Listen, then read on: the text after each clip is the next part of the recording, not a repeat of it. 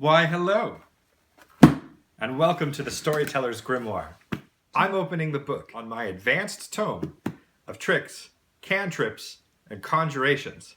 I'm going to help you have a more immersive, well-crafted story, adventure, and character in your LARP. And that's whether you're a player, a storyteller, or a game administrator. My name's Chris Schetzel, and this is where the magic happens.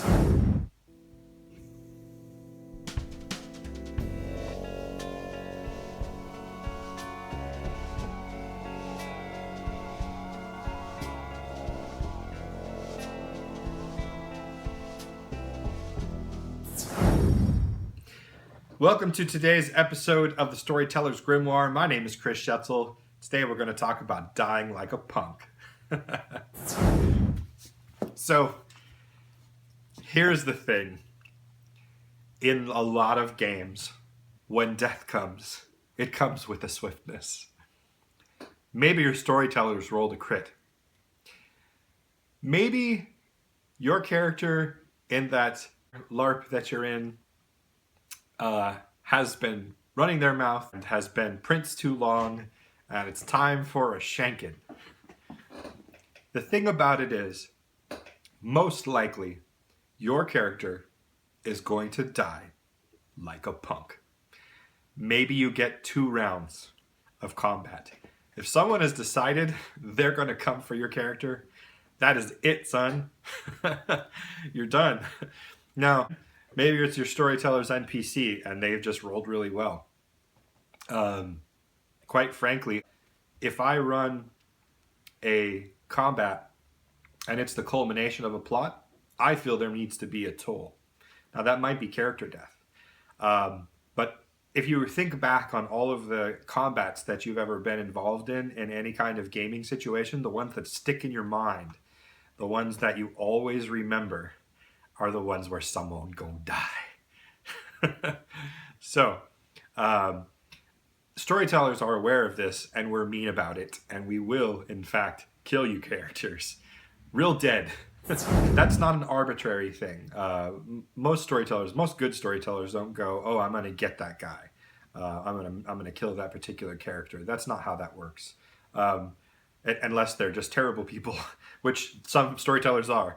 But there is an understanding that certain things need to be challenging in order for them to be effective as storytelling tools, and that means when you get into a combat, someone has, got a good chance of perishing. Now, the other part of storytelling is being physics, and that means being fair. That means when someone pushes rocks and they fall on someone else, that everybody dies. And I don't just mean, again, it's not an arbitrary thing. Please don't misunderstand. Please don't think that I'm just out to murder every character. I think that's boring, actually. I will quote Jim Carrey's Riddler from one of the Batman movies. If you kill them, they won't learn nothing. I carried that with me, both as a storyteller and as a player.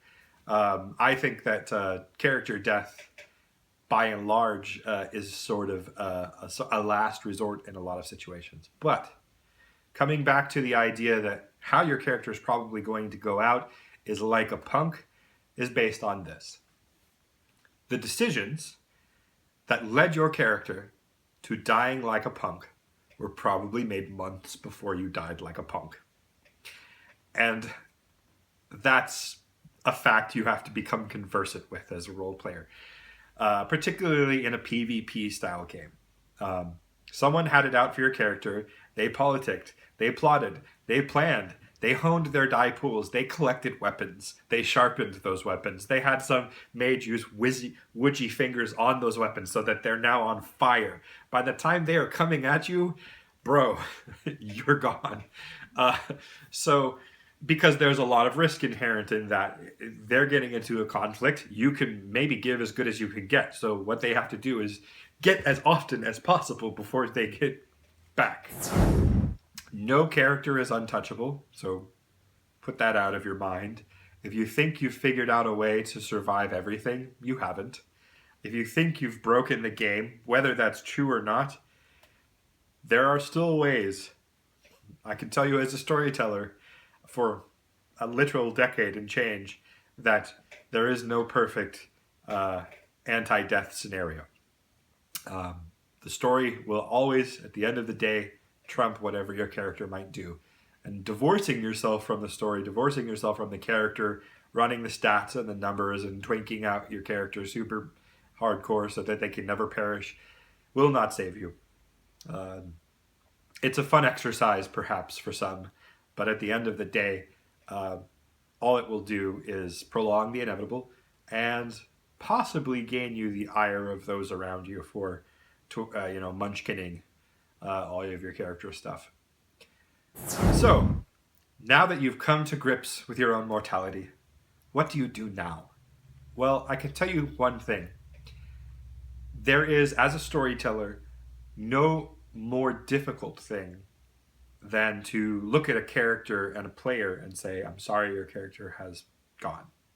We don't like to do that in general. Whatever someone might say to you as that guy's a problem player, or he's twinky, or he's causing conflict, or whatever that might be, no storyteller likes to take somebody's sheet out of their hands. We play, so we know what it is to lose agency, and we're not super excited about taking that from somebody else's hands, assuming that we have some empathy. Which, if we're crafting characters all day and we're involving people in emotional stories that are personal to them, we'd better. Because otherwise we're dumb and we're not good at what we do. So we have to have empathy. We have to have the feels because we're trying to draw them out of you. So what I can say to you is the people that I have the most respect for as players, storytellers, and whatnot are those that are able to find some grace in that moment, to shake someone's hand and say, thank you for this story, and appreciate the ripples that will come from that. Because the act of a character passing away in any game that I've ever been in, particularly in a LARP where there's physical roleplay associated with actions, that will have an impact that is far longer than you know. People will be talking about that game for a long time. They will be talking about your character for a long time. You could tell the difference between a good role player and a bad role player, in my mind, by what they're bragging about. If the person is bragging about the rivalry and the lead up and the story and the hatred and the revenge, that's the kind of person you want as a rival. That's the kind of person whose hand you should shake at the end of a character death, because they played that out and they managed that, and now they have the consequences that murdering your character comes with, which are a lot of times harsher than any other thing that a storyteller could come up with. And as a storyteller, again, being physics, being, we have to say how the arrow flies true, we have to say how the bullet flies, we have to say how gravity works. When it comes to PvP, use the rules as scrupulously as we can, make certain that everyone's using the same rules, make certain that physics is working the same way for everybody, so that at the end of the day, everyone can look at the book or the rule set and say, hey, we ran this by the book. We didn't prejudice ourselves against or for any other particular player. Whatever we might think of that person personally or in a social circle or circumstance, we ran a fair game. And that's, as a storyteller, what our job is. I say this again, and I want you to understand it. Your character is probably going to die like a punk. You, however, the player, have the opportunity to gain the respect of your peers and your storytellers by handling that inevitable situation with grace and charm. Thank you. This has been the Storyteller's Grimoire. My name is Chris Schetzel. Please like and subscribe. If you have any questions or stories about your character dying like a punk or you killing someone like a punk in that rivalry, please share them in the comments down below. Share them respectfully and with kindness and with understanding that the story is the thing. Thanks. The idea for this podcast came from a post written by a former storyteller of mine named Kevin Kleinmar. I want to give a shout out to him. Thanks, Kevin. Walking to a bar, they like, look, there's a pioneer. Can't believe that guy is here. We should probably buy him beer. Save the glass that he drank out of as a souvenir. He's the greatest gift ever given to the human ear. In your future years, tell your grandkids do this here. If they want to be rappers, suggest that they get a new career.